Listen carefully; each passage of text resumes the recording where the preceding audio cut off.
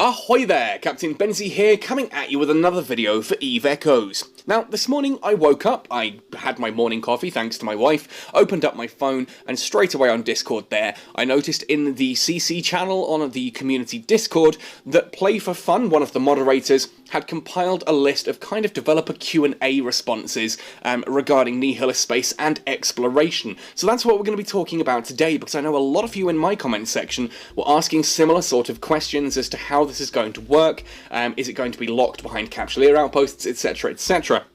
We've got a lot of clarification here on that original post with more information and some little bit of bad news, I'll be completely frank, which wasn't the greatest thing to wake up to, but we'll cover that in due time. Before we jump in and talk about all of this stuff in regards to Nihilist space and exploration, I just wanted to extend an absolutely massive thank you to everyone who watched yesterday's video, heard my outreach, and has pledged to support. Like, really, I cannot explain quite how humbling that is, and quite how amazing it feels to have such an awesome community rally behind me and offer help in rather difficult times. So thank you ever so much. That it really has been incredible. Like, I don't know what to say, just thank you and wow. Anyway, I'm not going to linger on that. We'll talk about that more next week once it all clears and I can go forward with it. But today we're going to be having a look at this developer Q&A in regards to Nihilist space and exploration and see what the developers are adding to this. Now, as usual, if you enjoy this, please subscribe to the channel for all things Eve Echoes, especially exploration and Nihilist space. That's what I'm talking about almost, you know, ad nauseum at this point, it feels. Certainly hit a like on the video, it does really help, and we do have a merchandise store as well if you ever fancied wearing something with Captain Benzie or the Cat's Skull Academy on it. Anyway, so let's have a look at this Q&A. First of all, just to let you know, this is basically compiled from various responses on the Discord, Reddit, etc., where the developers have responded. If you have further questions, do get onto that Discord and ask there in suggestions or things like that, and just see what the responses are. Anyway, are people able to enter Nihilist space through means other than gravity wells created by a Capsuleer outpost in a sovereign-owned system? Now here the response was, there are naturally occurring ones, and it does say this in the thing as well, that it's basically there are going to be unstable ones in any system, but a Capsuleer outpost can generate a stable gravity well. Now it says here that the naturally occurring ones have a probability of high sec, low sec, and null sec. I'm going to take that as null sec, not just 0.0, because it seems weird to lock it behind just 0.0. What, you can get one in N-Rail, but you can't get one out in Innsmother? That just seems wrong. And the probability is similar to the probability of a dead space anomaly. Now, players using outposts will be calculated separately. So first and foremost, Capsuleer outposts will generate a stable gravity well that has its own sort of private room that you can jump into first of all, and that private room then connects into Nihilist space at large. That said, there will be naturally occurring ones in systems as well that players can scan down. This is very much like wormholes in EVE Online. You can scan these down, you can jump into them. There is an instability factor, which we'll talk about later. But yes, these are not locked behind Capsuleer outposts. You can scan these down, and from what I gather, even the ones generated by a Capsuleer outpost can still be scanned down by people outside of that corporation. Anyway, number 2, are hostile players able to enter the initial safe pocket in any way, for instance through using the gravity well your Corporate Alliance made? This is what I was talking about. Yes, the entrance you can open can be scanned and found by other players and intruded. The safe way is to be as vigilant as possible, which makes sense, and I really like this as a counterplay, that yes, if you are getting invaded and your Capsuleer outpost has just generated its own gravity well, people can scan that down, come in, and ruin your day. This is cool. I like this. Piracy is an important part of EVE, PvP is an important part. Yes, these are not going to be completely safe spaces. It's EVE. There are not supposed to be safe spaces other than high sec, and we're just reinforcing that. Number 3, how does transitioning from the initial safe pocket to further unsafe pockets work? Will there be a warp or jump gate to a new area? If this is through using a gate, is this one-way or two-way? How does this work? Now, it's described here as there are many passage doors inside which are interspersed like a maze, but there are no doors to communicate between different Nihilist spaces. This to me suggests that it's not going to be a traditional gate or a jump gate or a warp gate or things like that, acceleration gates. It's going to be sort of like another opening that you can jump through, and it will just spawn you in the new room. This does appear to be one way, and it doesn't look like there's any way to communicate out. I'm curious to know how that's going to work with things like Alliance Chat and Corporation Chat. I assume, obviously, those are still going to work, that if you are still in an Alliance Chat or Corp Chat, it doesn't matter that you're in Nihilist space, you can say to someone, hey, I jumped through this gate, it looks like it's safe, do you guys want to follow? And same with Fleet Chat and things like that. I think it just means that obviously local is not connected and there's no way to jump backwards. Because it says there are no doors to communicate between different Nihilist spaces. So it's not like a typical, you go to this gate, you jump through it, and you appear at a gate on the other side. It does appear to be like it's a hole in space, it's a gravity well. You leap through that gravity well, and you just end up on the other side. And like a well, you jump down, but you can't climb back out. Again, pretty cool. It introduces a kind of push your luck mechanic to this, which I really, really like. How difficult should players expect the NPCs, and in particular the strongholds, to be? Is this more difficult than Dead Spaces, and intended for large fleets, or is it small fleet combat? According to our internal test results, the difficulty is higher than the Dead Space of the same technology level, and it is recommended that more than 3 people enter. Some thresholds of the tonnage of the ship, such as cruisers and ships below a certain tonnage. That's interesting. This seems to be now wormhole mechanics. Now, for those of you who were unaware, basically wormholes would calculate the amount of mass that moves through them. They would accrue mass, basically. As you jump ships through, the wormhole begins to deteriorate, and eventually you hit a point where so much mass has gone through that wormhole that it collapses behind you. And you can actually do this as a way to purposely seal it behind you by putting big battleships that have a Higgs anchor to make them even more heavy, that kind of thing. At the same token, you can obviously use this as sort of the other way around. It's a limitation that you kind of need to work around and figure out. Now, the way that this is worded seems to suggest that some of these gravity wells will not allow bigger ships through. Now, it says cruisers here, but I don't think that's going to mean that, oh, if you're flying battleships or battlecruisers, tough luck, you're never getting into Nihilist space. I don't think that's the case. I think there are going to be certain gravity wells that will only fit certain tonnage. So, for example, if you're sitting in something like a Probe Covert Ops or a Dramiel, you should be able to jump through most of these gates no trouble. But if you're in something like a Hurricane, there may be some of these gravity wells that are a little bit too small or unstable for your ship to pass through, and that is going to be something that you have to consider. It may be that it's a straight-up limitation, like only ships of this size or lower can get through. It may be a case of, oh, well, you can send through 100 frigates, but as soon as you send through a couple of battle cruisers, because of the extra tonnage, that's enough to cause the gravity well to destabilize and collapse behind you, just like wormholes do in EVE Online. That's pretty cool, and these do sound really dangerous. Between this and the capacitor, like changing effects of this chaotic energy as they described it, this sounds like it's going to be really dangerous and great fun to explore. Yes, to me that risk is an inherent part of the fun of EVE. If there's no risk to me, it's just not fun.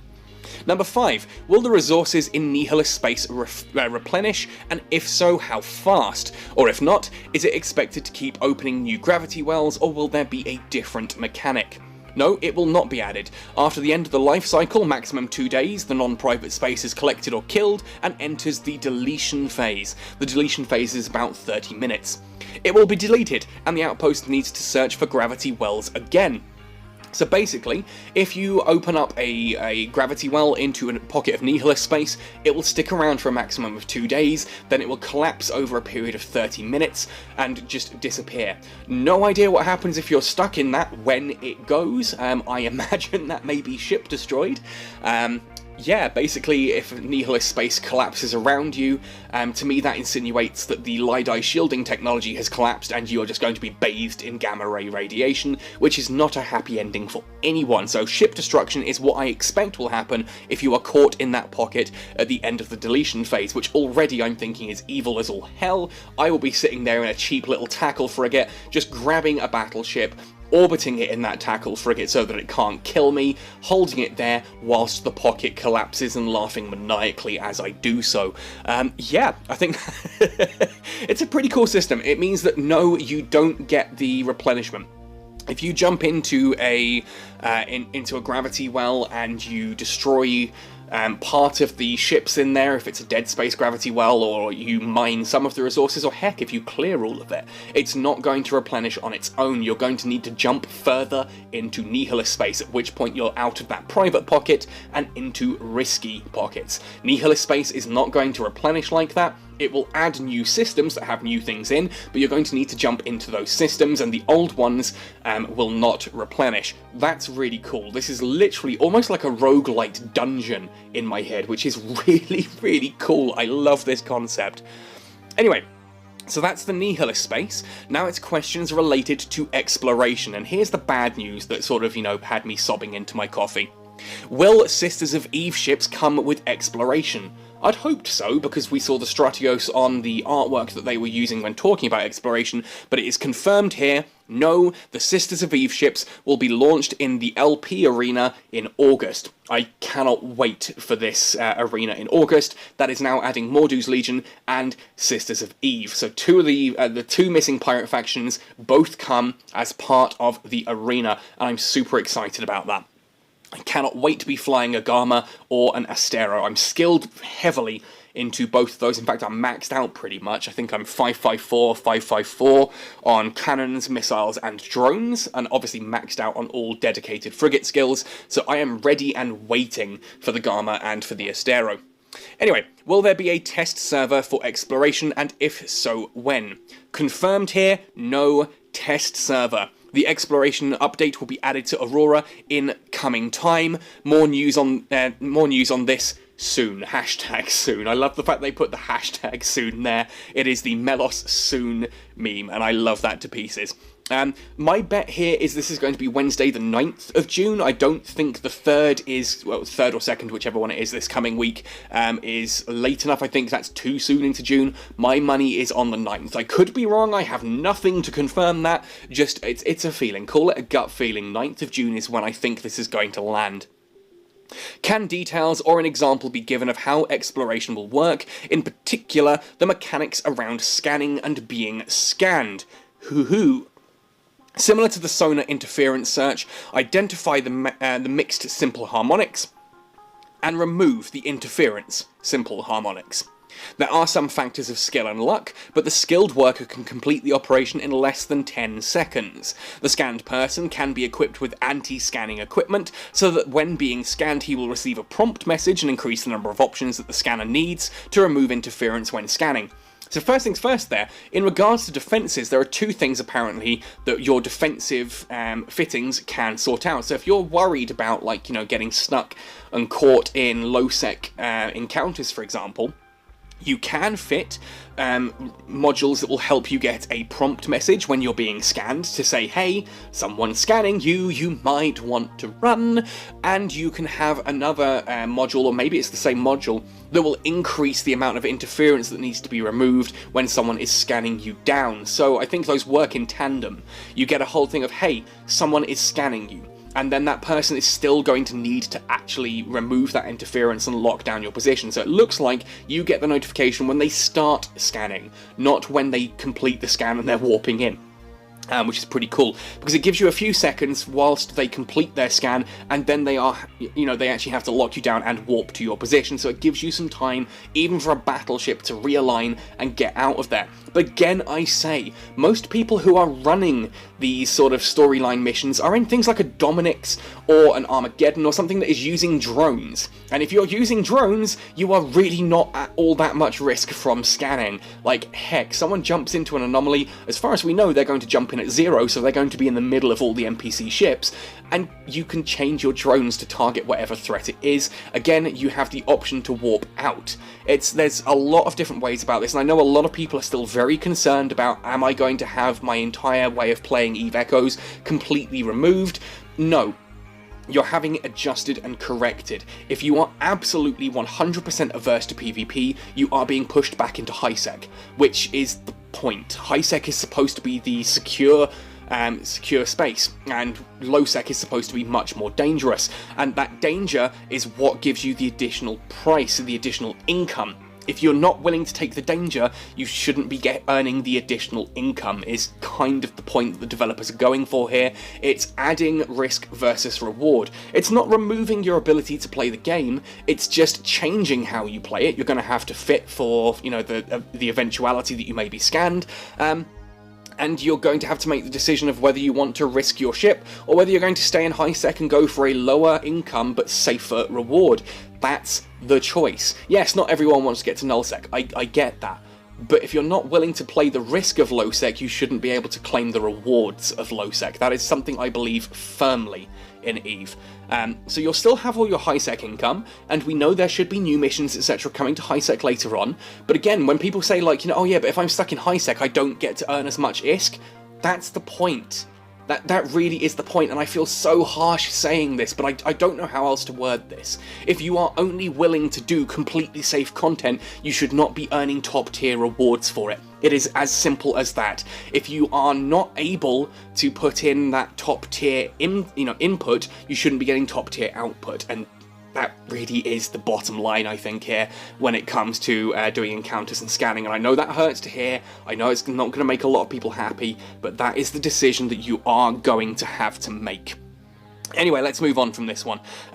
Otherwise, you see here, we can complete the operation in less than 10 seconds, and it's as we thought. You are going to get that big waveform that is kind of complex, and then you're going to need to basically figure out which of the background noises are the ones that you need to actually remove. It looks like there'll be a processing time, looks like skills will have some effect in that as well, plus the ship that you're in, and this is where sensor strength, I think, is going to come in. Not scan resolution, sensor strength. I think that's going to give you bonuses to how quickly you can do this, or like the probability of success and things like that. So we'll see. We'll see. I'm still waiting to get my hands on this and jump in at the same time as you guys. Obviously, no test server means we're going to be getting this at the same time. Number 4, can we get details on market data again? Is there any reason we're not getting market data anymore? Many people feel like NetEase is intentionally not sharing this. Now, this is something I've been feeling for a long time. When people are sitting there saying, like, you know, oh, NetEase aren't doing this for us anymore, NetEase aren't doing that for us anymore, it's because, you know, rah, rah, rah. I've always said this is a very small team. It is a very small team. We're not talking hundreds, we're talking maybe a dozen or 24 people working on this, and these things are limited, you know, and this is exactly the response. We would like to share this data, but a lot of content has been developed recently, and Chinese servers have opened. There is simply not enough manpower to take care of more work at this time.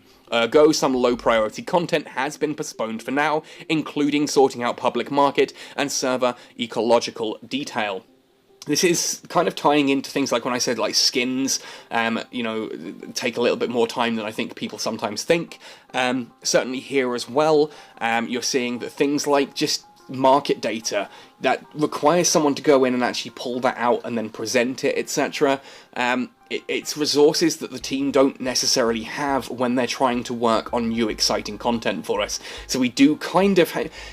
Game development is this, it's a balancing act of resources. Sometimes you need to just, you need to decide that, oh, I'd love to have this in the game, but I can't do it. A friend of mine is a game dev, indie game dev, award-winning indie game dev, and he's said many times there are things we've wanted to include in our games that we just can't because there's limited time and that required in order to actually do this. So I would rather put out the game with the best experience that I'm looking for and miss out on some of the cool optional extras, just so I can focus on that one bit and piece. It's like when you play a game and you sit there and say, well, wouldn't it be cool if they could have, like, you know, a multiplayer mode or things like this in a single player game?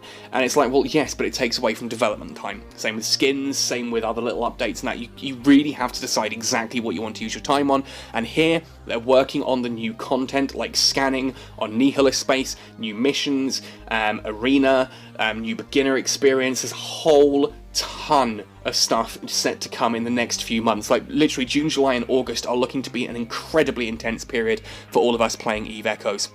Finally then, a bonus question: why are skins not cross-compatible with other ships of the exact same shape? So why can you not put, like, if you got a skin for, say, the Hurricane prototype, I'm looking at you, Hurricane prototype Soot skin, why can I not put that on the standard Hurricane or the Hurricane Logistics?